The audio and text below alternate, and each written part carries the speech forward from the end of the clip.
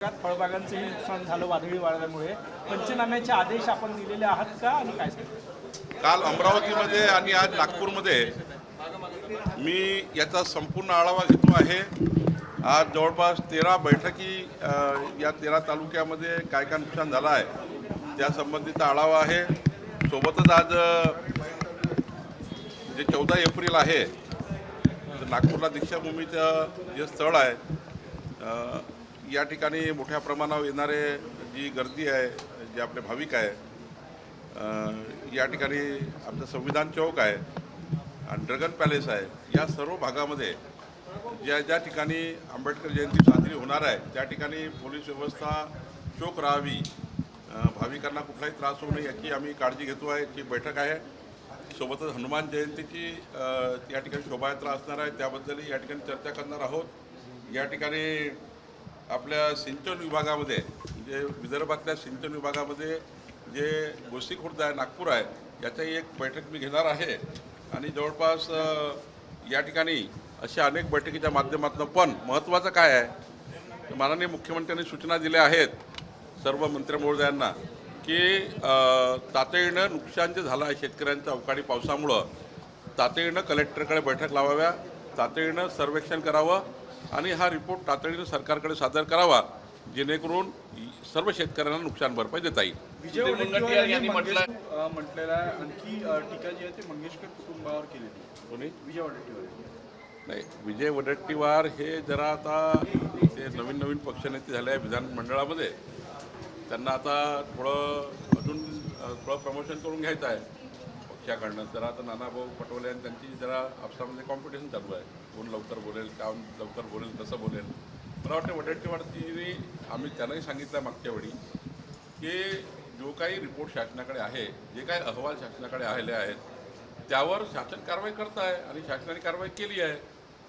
खरं तर यांच्या काळातलं काढलं तर खूप मोठं होईल, त्यात राजकारण होईल. त्यामुळं जे काही झालं आहे पुण्यामध्ये लता मंगेशकर हॉस्पिटलमध्ये, त्यामुळे त्यावर शासनाने गंभीर कारवाई करण्याचा सुरू केलेला आहे. काही कारवाई झालेल्या आहे, पुढं होतील. पण लता मंगेशकर हॉस्पिटलचं जे काही त्या ठिकाणी ॲडमिनिस्ट्रेटिव्ह ज्या चुका आहेत त्या चुका दुरुस्त करण्याकरता त्यांनी पुढाकार घेतला पाहिजे आणि शासन जी कारवाई करेलच त्यावर लक्ष दिलं म्हणजे शासनाच्या कारवाईकडे जरा वडेट्टीवारांनी एकदा ते अहवाल वगैरे त्यांनी तपासून घेतला पाहिजे. ते प्रमुख नेते आहेत, त्यावर आम्ही कारवाई करू. अमित शहा आज महाराष्ट्राच्या दौऱ्यावर येत आहे. किती महत्त्वाचा दौरा आहे आणि तटकरे यांच्या घरी जे जेवणाला जाणार आहे, म्हणजे काय संकेत समजायचे? हा बिलकुल राजकीय दौरा नाही आहे.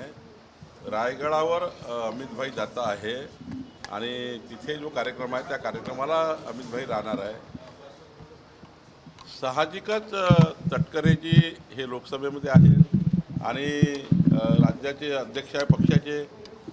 आता पक्षाच्या अध्यक्षांनी महायुतीच्या एखाद्या पक्षाच्या अध्यक्षांनी त्या जिल्ह्यात गेल्यानंतर निमंत्रण दिलं, मलाही निमंत्रण दिलं, गोगावला निमंत्रण दिलं, एकनाथ शिंदेजीला निमंत्रण दिलं, सर्वांनाच निमंत्रण दिलं. सर्व पक्षीय आमचे महायुतीच्या पक्षाच्या सर्व लोकांना निमंत्रण दिलं, अमितभाईला निमंत्रण दिलं. आता रायगडमध्ये गेल्यावर अमितभाई यांनी निमंत्रण स्वीकारलं आणि एक प्रमुख पक्ष आहे अजितदादाचा, सुनील तटकरे ज्यांचे अध्यक्ष आहेत. आणि सुनील तटकरे हे आमच्या महायुतीच्या काही प्रमुख पक्षाचे अध्यक्ष आहेत. त्यामुळं अमितभाई त्या ठिकाणी जे जात आहेत यात काही वावगं नाही, राजकीय नाही, केवळ एक संस्कार संस्कृती जी आहे आपली की महाराष्ट्रामध्ये आपण विरोधी पक्षाच्या लोकांच्या घरी जातो. इथं तर महायुतीचे अध्यक्ष आहे, त्यामुळं अमितभाईंचं स्वागत आहे महाराष्ट्रामध्ये. त्यांनी जो रायगडावर कार्यक्रम घेतला तोही कार्यक्रम त्या ठिकाणी मोठा कार्यक्रम आहे आणि मग तटकरेकडे जाणार आहे. राजकीय भांडवल करू नये. सुरेश वाडकर यांच्यावर ठपका ठेवण्यात आलेला आहे की नियमाचा भंग करून शासकीय भूखंड लाटला. मुंबई उपनगरच्या जिल्हाधिकाऱ्यांनी चौकशीचे आदेश दिले. सुरेश वाडकरच्या प्रकरणामध्ये जी जागा त्यांना दिली होती त्यामध्ये काही शर्तभंग आहेत. ते शर्तभंग कायदेशीर करण्याकरता शासनाकडे प्रस्ताव आला आहे. शेवटी एखादा आपण भूखंड कुणाला देतो तेव्हा नियम अटी टाकून देतो आणि एखादा शर्तभंग झाला असेल त्यावर मग शासनाची त्या ठिकाणी भूमिका असतं की शर्तभंग रेग्युलाइज करायचा का काय करायचं.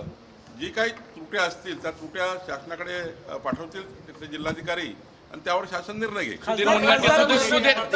सुधीर मुनगंटीवार यांनी मिश्किल टिप्पणी केलेली आहे. कार्यक्रमात नाशिकच्या कार्यक्रमात बोलवत होते. माझं प्रमोशन होण्यासाठी सरकार राहिलं पाहिजे, तसेच प्रणिती शिंदे आणि यांना प्रमोशन उदर होणार असेल त्या कार्यक्रमात येऊन, तर त्याच्यासाठी ते सुद्धा आमच्या पक्षात आले सरकार पाहिजे. टिकलं पाहिजे माझ्या प्रमोशनसाठी असं एक नाही, मला असं वाटतं, मी रात्री मुनगंटीवार साहेबाचं संपूर्ण त्यांचं भाषण ऐकलं.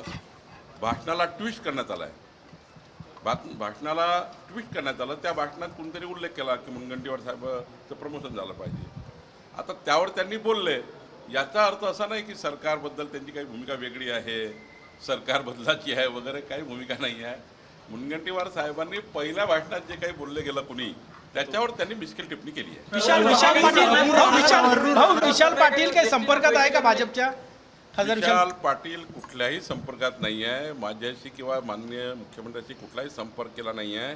ते सुद्धा काल मला वाटतं जे बोलताना एक नैसर्गिक पद्धतीने फ्लो असतो माझ्या भाषणाचा, त्या फ्लोनी ते बोलले असतील, पण असा काही कुठला संपर्क नाही. शिवाजी महाराजांचं स्मारक हे अरबी समुद्रात होण्याऐवजी राजभवनात व्हावं अशी मागणी उदयनराजे भोसलेंनी फडणवीसांकडे केलेली आहे.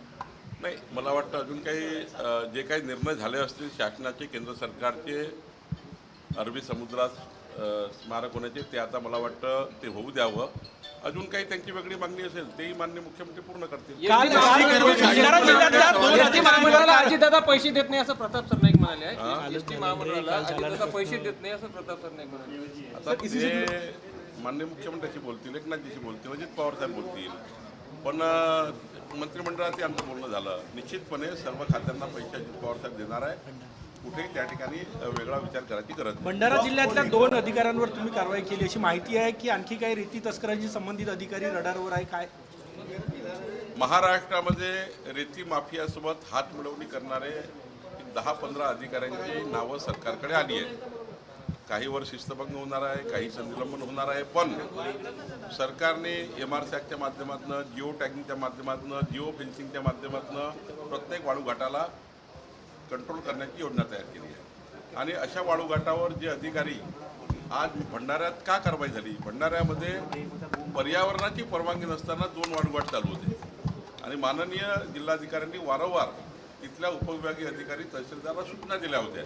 विभागीय आयुक्तांनी स्वतः सूचना दिल्या होत्या की तुमच्याकडे 2 वाळूघाट असे सुरू आहे जे तहसीलदारच्या आणि AGOच्या नजरेत आहे की त्या वाळूघाटाला पर्यावरण परवानगी नाही. अशाही वेळी आमचा AGO आणि तहसीलदार हे त्या पर्यावरणाची परवानगी नसलेल्या वाळूघाट चालवतात आहे.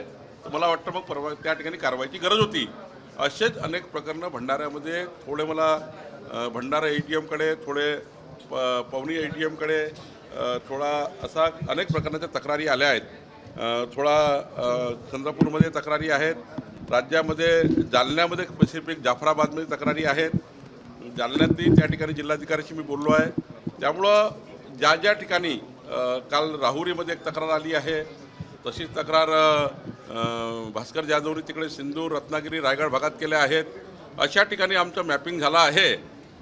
त्यामुळं ज्या ठिकाणी तक्रारी झाल्या आहेत त्या ठिकाणी सरकारने मोठ्या प्रमाणावर आमचं सरकार स्वतः सुमोटो कारवाई त्या ठिकाणी विभागीय आयुक्तामार्फत तपासून करत आहे.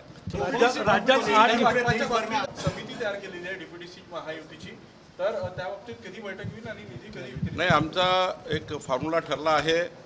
आमचे सर्व अध्यक्ष पक्षाचे महायुतीचे आम्ही बसलो. त्यातनं एक एकनाथजी, देवेंद्रजी आणि अजितदादा आम्ही 3ही नेत्यांशी बसून एक DPCच्या कसा वाटप असणार आहे, पालकमंत्र्याचे अधिकार कसे असणार आहे, आमदारांचे अधिकार कसे असणार आहेत, सोबत तालुकास्तरीय समित्यामध्ये कसे कसे वाटप करावं 3ही पक्षांनी आणि जे काही विरोधी पक्षाची लोकांना घ्यावं लागतं. त्यानंतर जिल्हास्तरीय समित्या, ज्या 37 समित्या आहेत त्याचं वाटप कसं असावं याचा फॉर्म्युला ठरवलेला आहे आणि प्रत्येक पालकमंत्री, 3ही पक्षाच्या पालकमंत्र्यांना तो फॉर्म्युला आम्ही पाठवला आहे. 8 पोलीस स्टेशन ग्रामीणमध्ये, तर राज्यात पण आणखी वाढणार ही संख्या किती? मी माननीय देवेंद्र फडणवीसजी राज्याचे मुख्यमंत्री यांचा आभार मानतो. त्यांनी मागच्या जे काही नागपुरात घटना झाली त्या घटनेच्या आढाव्यानंतर एक पोलिसांची बैठक घेतली आणि माननीय देवेंद्रजींनी नागपूरला जे त्या ठिकाणी मागे जे प्रकरण झालं त्या प्रकरणामधून आम्ही एक सुरक्षेचा आढावा घेतला. त्यामध्ये नागपूर जिल्ह्यामध्ये 4-5 पोलीस स्टेशन वाढवायची गरज आहे SP कडे. नागपूर शहरामध्येही 5 पोलीस स्टेशन वाढवायची गरज आहे. सोबत ॲडिशनल CPचं एक पद निर्माण करण्याची गरज आहे. DCP zone Kamthi 6 number zone तयार करण्याची गरज आहे. थोडं नागपूर शहराचं रिस्ट्रक्चरिंग करण्याची गरज आहे. ग्रामीणचे रिस्ट्रक्चरिंग करण्याची गरज आहे. कारण माननीय मुख्यमंत्री या जिल्ह्याचा आहे, नितीन गडकरीजी आहे, आणि क्राईमचा आढावा घेऊन या ठिकाणी क्राईम आहे, 10 किलोमीटरच्या वर काही अंतर आहेत पोलीस स्टेशनमध्ये, सर्व आढावा घेऊन आम्ही एक नागपूर शहराचं चांगलं रिस्ट्रक्चरिंग करतो आहे. आणि एक ॲडिशनल CPची पोस्ट मागितली, आम्ही SCP ट्रॅफिकची पोस्ट मागितलेली आहे, DCP झोन 6 मागितलेला आहे. त्यामुळं नागपूर शहराचं सुरक्षेचं एक चांगलं त्या ठिकाणी आपल्याला दिसणार आहे. उदयनराजे भोसले म्हणाले स्त्री पहिले जर कोणी सुरू जर केली असेल ती प्रतापसिंह महाराजांनी सुरू केली असं वक्तव्य केलं. मला याच्यामध्ये आता उदयराजे भोसले साहेब काय बोलले त्यावर शिक्षण खात्याचे मंत्री किंवा तिथे आम्ही त्याचा अभ्यास करून बोलू. पण आता तुम्ही प्रत्येक प्रश्न मला आता विचारांच्या प्रश्नाची माहिती नाही आहे. हर्षवर्धन सपकाळ जे आहे ते राहुल गांधीप्रमाणे मदावाना यात्रा काढतात, नागपुरात काढतायत. नागपुरातून सुरू होणार. सपकाळने आपल्या जिल्ह्यातली यात्रा काढली ते पुरे आहे. कॉमस्कोर नुसार आता isakal.com आहे देशातील नंबर 1 ची मराठी न्यूज वेबसाईट. प्रत्येक अपडेटसाठी isakal.com ला नक्की भेट द्या.